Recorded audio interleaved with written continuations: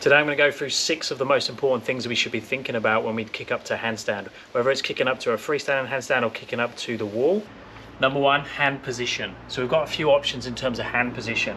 We got the rotation. I could internally rotate, I could externally rotate, I could go forwards, and I could even go into the detail of the shape of the hand itself. Do I touch the bottom of my palms? Do I have the knuckles up in the air, or do I have these knuckles touching? There's lots of things to think about. You need to find your most comfortable position, but I recommend that beginners go with index finger facing forwards, and then you just spread the fingers as much as feels comfortable. I wouldn't worry about whether you have this part of the hand touching, whether you bring your knuckles up. I would just go with what feels natural, and I would judge the distance between the hands depending on your flexibility and what skill you're going for.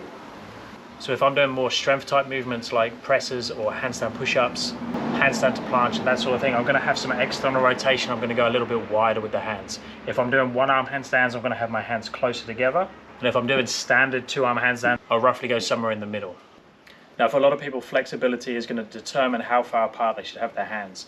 If you're a bit tighter in this position, when you try and take your hands above your head, you're going to end up in this position. So your hands are going to be wider. Now if you have your hands closer together when you go into the handstand, then this is going to happen. So you're going to have a bend in the elbow to deal with the flexibility. So what we want to do is just find the position that you can get to with straight arms, and that's the distance you should have your hands. And then as you get better and better at handstands, spend more time also working on that mobility, you can slowly bring the hands closer together.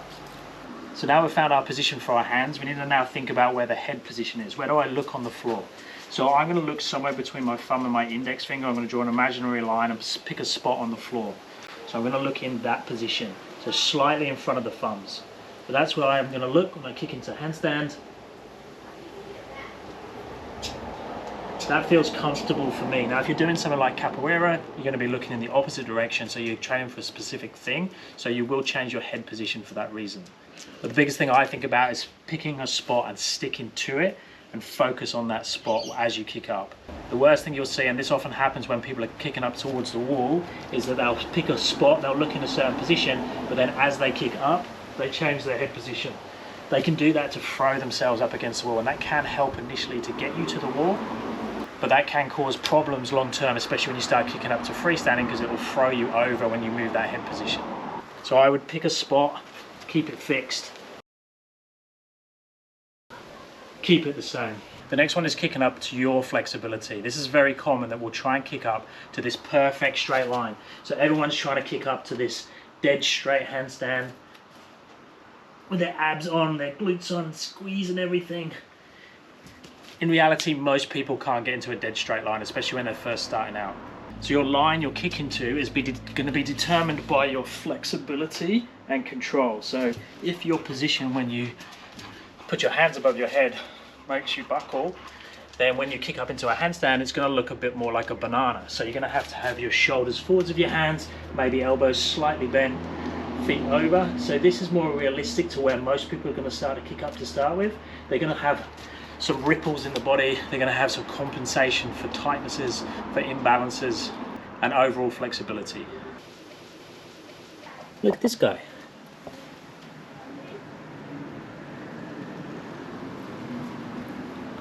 Hello.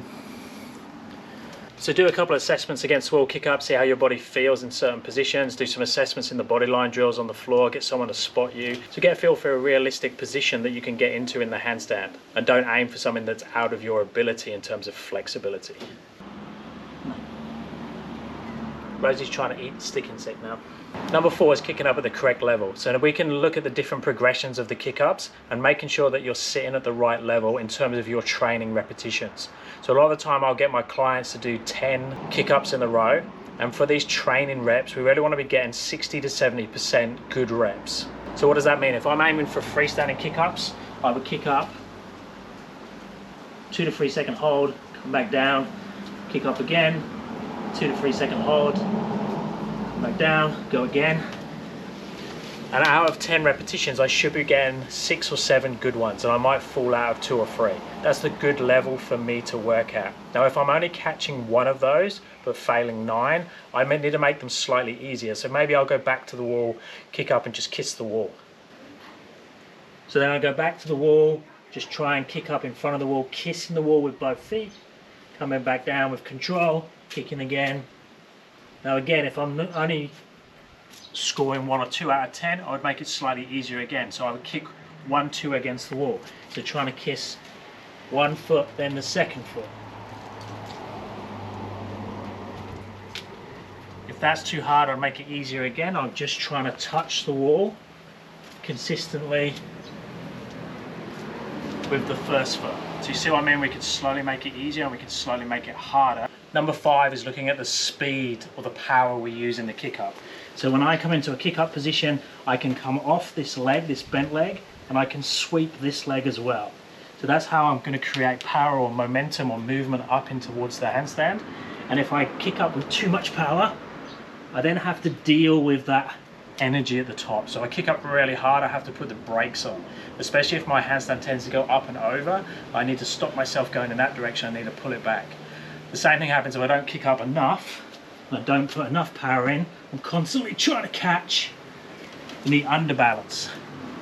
So having awareness about how much power, how much energy you're putting into the kick and how much brakes you're having to put on to combat against overpower, or how much strength you're having to use to control when you under kick. So just have awareness of that. Ideally, we want to be kicking where there's just enough energy to land in the handstand and there's no real catch at the top.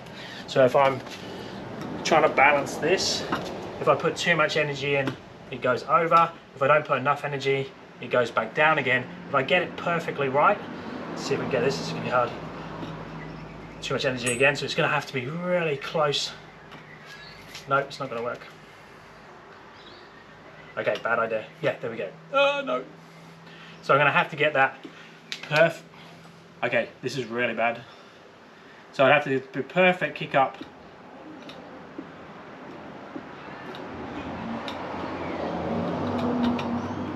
So not too much energy to overbalance, not too weak of kick up, so I fall into the underbalance, I'm having to use strength. So try and feel that and fine tune it. And then probably the most important thing, number 6, is the consistency of all those things. So what's very common is people put their hands down very close and they'll kick up with different head positions. The next repetition, they'll change their hand position, they'll change their head position, they'll have inconsistency rep to rep in what they're doing. And then what happens is they react to what the outcome was on the last one. So if I place my hands down here and have my shoulders forwards, when I kick up, it's really hard to get up. So I make a big adjustment. I not only kick up stronger, I bring the shoulders back as well. And then when I kick up, I go over because now I've changed multiple things to make me go over. And then the next rep, I'm going to do the same thing, change multiple things to push me in the opposite direction. So if you have the same setup every time, so I have the same hand position, the same focal position, the same shoulder position on top of the hands, and then when I kick, I keep everything exactly the same. Now if I get a good rep, fantastic, I just try and repeat that. If I get a bad rep, all I'm going to change now is the power of the kick, and that allows me to get up because I haven't changed multiple things at once. That way it's much easier to fine tune and find my best possible entry. Now this is something you can constantly work on, from the beginner that's working on their first kick up to the wall to the advanced person that's working on their one arm kick up.